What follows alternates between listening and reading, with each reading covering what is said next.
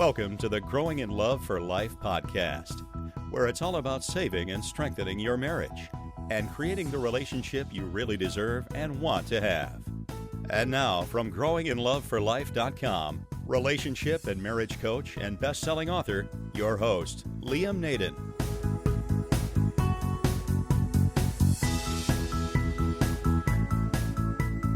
This is episode 31 of the Growing in Love for Life podcast. Hi everyone, it's Liam Naden here again. Thanks for joining me in this episode. And today we're going to cover another interesting problem that many people face when they're trying to save their marriage. And I often get asked by people, especially people considering enrolling in my Stop Your Divorce program, which is of course the one on how to save your marriage when your spouse doesn't want to. But people ask me, will it work? Will this program work if my spouse not only doesn't want to save my marriage, but if they've already left? And what do I do to save my marriage if my spouse, my husband or wife, they've already moved out and they're demanding a divorce? And really, can I save my marriage in that situation? Can I get my husband or wife back, or is it too late?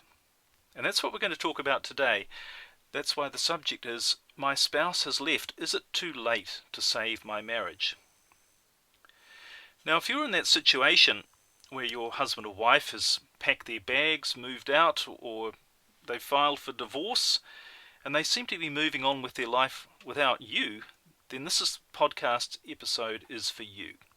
And I hope to give you, not only to answer some of the questions you probably have about the situation, but also to give you some things that you should and should not do if you want to save your marriage in this situation. Now, firstly, let me say that if you are in this situation, I know just how devastating it really is. I mean, having your husband or wife move out brings a sense of reality, doesn't it, to the fact that your marriage really might be over. You know, you might have talked about ending your marriage for weeks or even months. And you yourself might have been trying extremely hard to get your husband or your wife to stay. You might have even tried counselling. But when the two of you are no longer living together, well, that's when it really does feel like the end, doesn't it? It's the end of the dreams, all your memories, the things you shared together, and the things in the future that you would have wanted to have shared with them as well. So you, of course, are going to feel at a very low ebb. And at the same time, not only are you feeling at your worst, but this is the time when you have to make decisions, very important decisions about your life, your future, and about what it really might mean to be single again. But you know, if you're in this place, there are a few things that you really need to remember, and I think these will help you. Firstly, you really do need to accept that where you are right now and how you feel is where you are. Yeah, you know, and you are feeling terrible, and your life looks bleak. And of course, anyone in your situation is going to feel that way. It's totally natural. So it's important not to deny it, not to fight it. It's where you are. You're at a low ebb. Things aren't good. And a little later on in this podcast, I'm going to give you some ideas on how to move on from this place of sadness and maybe even despair. But the first step is to simply acknowledge that that's how you feel, and that really there's nothing wrong with that. All right, the second thing to realize when you're in this position is that it's never too late to save your marriage. Seriously, and that's the answer really to the question that's in the title of this podcast. Is it too late to save my marriage? And the truth is, it's never too late to save your marriage. And I mean that. It is the truth. I mean, there are people who've got back together weeks, months, sometimes even years after they've separated. You know, people have even got divorced and remarried to someone else, and then got back with their ex-wife or husband. Now, obviously, you don't want to wait years to get your husband or wife to come back to you, but you just need to know that it can and does happen. So, if it is never too late to save your marriage, even if after your husband or wife has already left, why is that? Why is it never too late? Why am I saying it's never too late? Even it could take years, but it's never too late.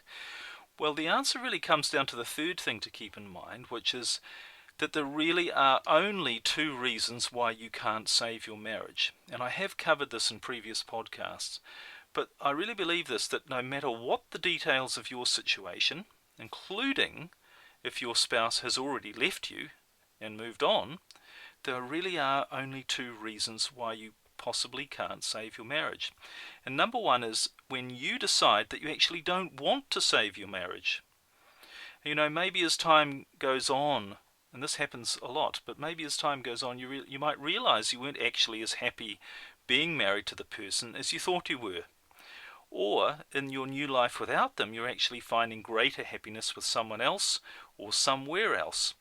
You know, and if you come to that conclusion, that's a good thing, because at the end of the day, remember, the most important outcome for your life is that you are happy.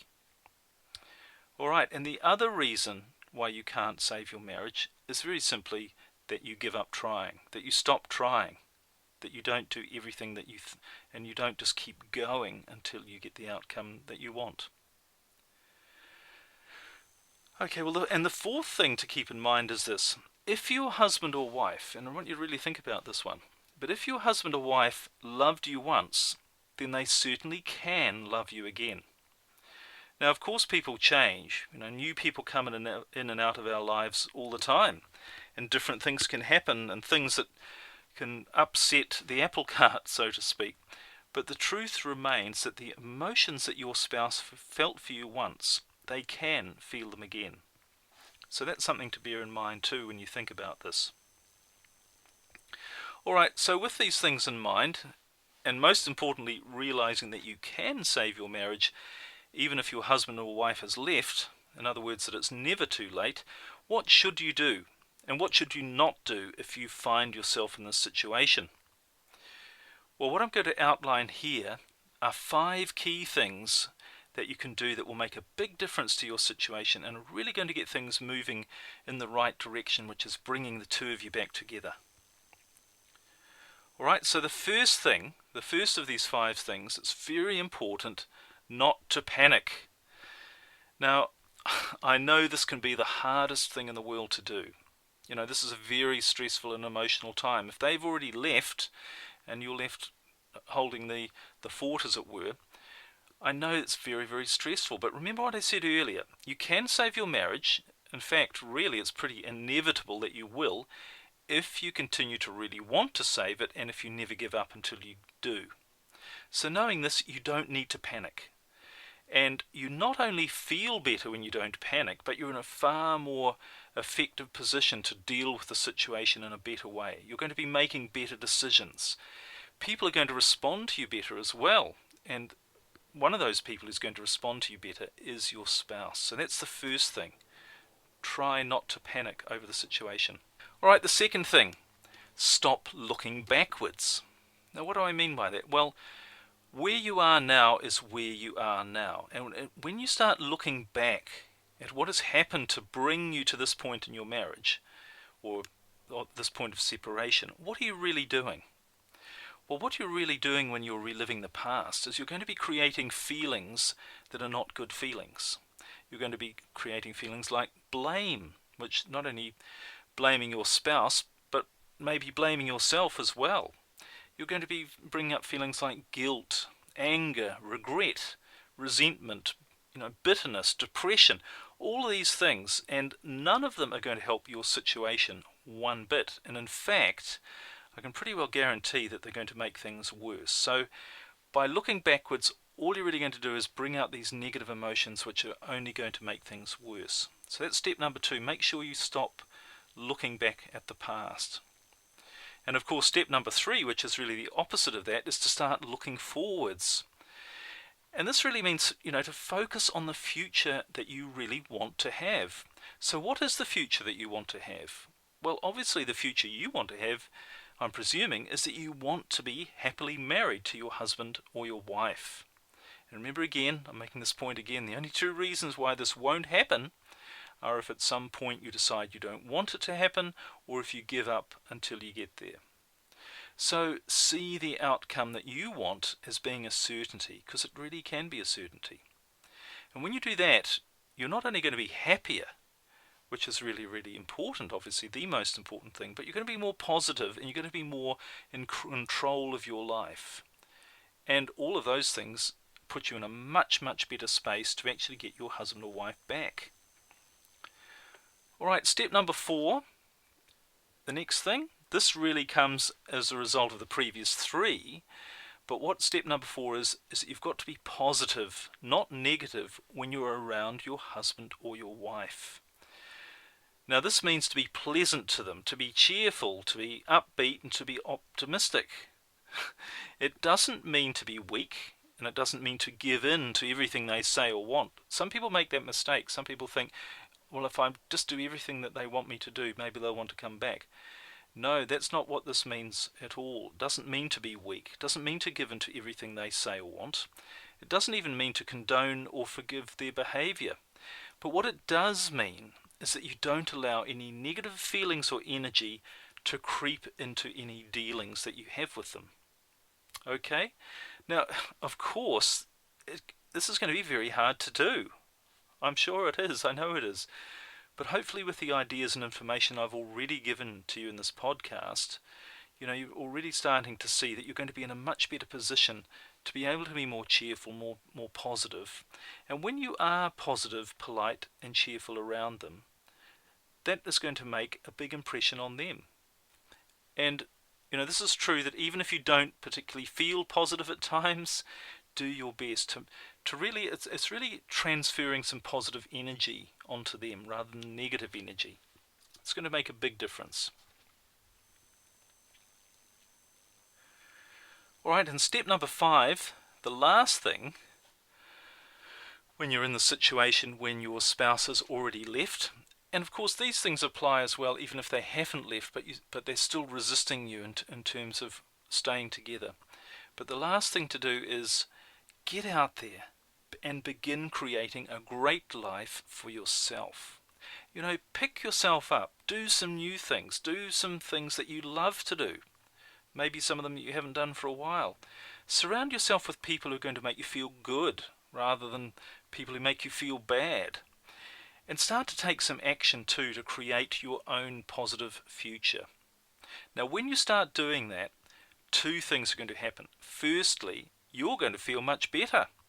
By starting to take control of your life and seeing positive things happening in your life rather than all the negativity that's around a marriage breakup. Once you see some positive things starting to happen in your life, you're going to be much happier. You're going to feel better. And in fact, you might even begin to enjoy your life so much that you realize you are much happier not being married to your husband or your wife. And for some people, divorce becomes the best thing that ever happened to them. And after a while they think, how could I have ever expected to be happy being married to that person in the first place? We weren't really suited to each other. I thought I was happy, but now I know the true meaning of being happy. And I realize that I'm not really going to be happy with them. Now I know that's not the outcome that you're wanting right now, and I'm not even suggesting it's the outcome that you should have. But the truth is that when you start focusing on your own happiness, you are going to start to feel better. And that's obviously a very, very good thing.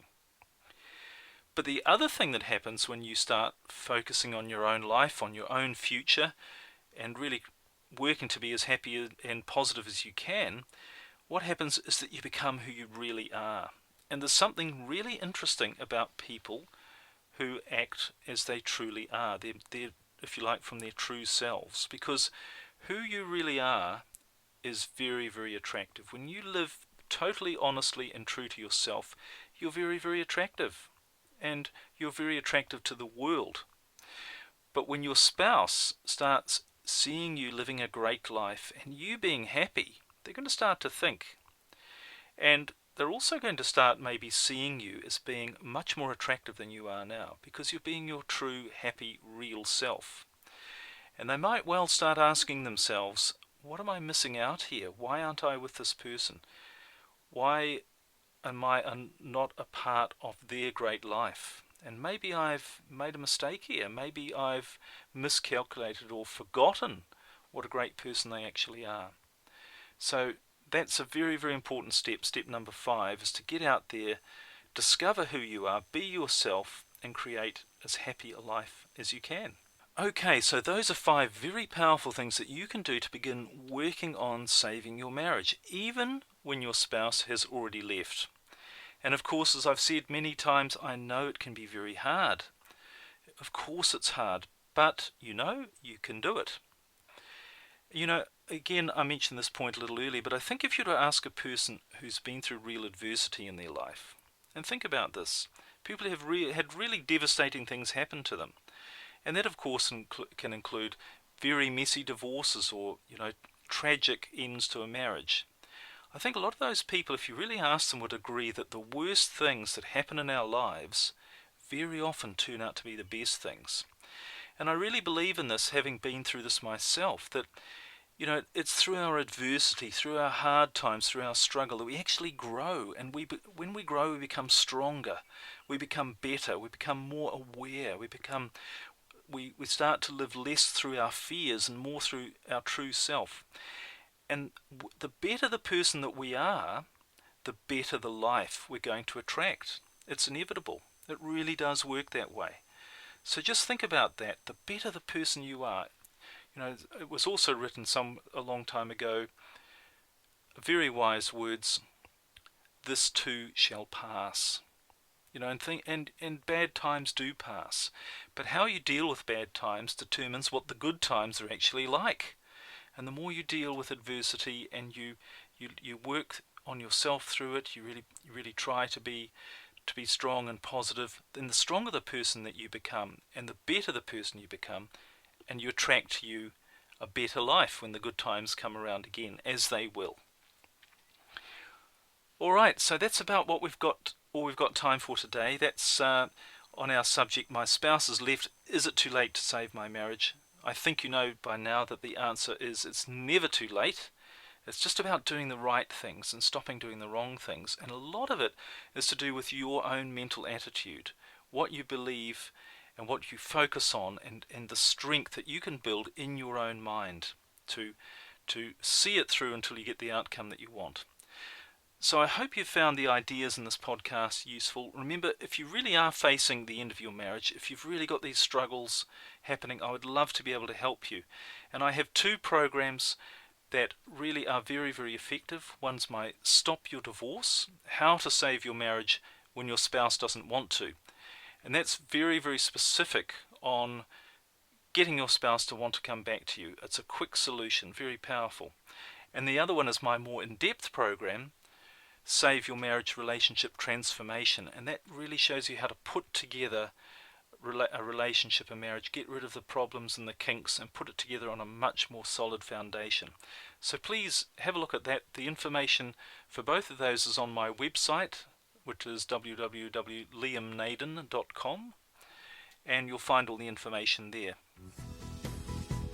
So thanks again for listening. I hope you got some value from this, as I said.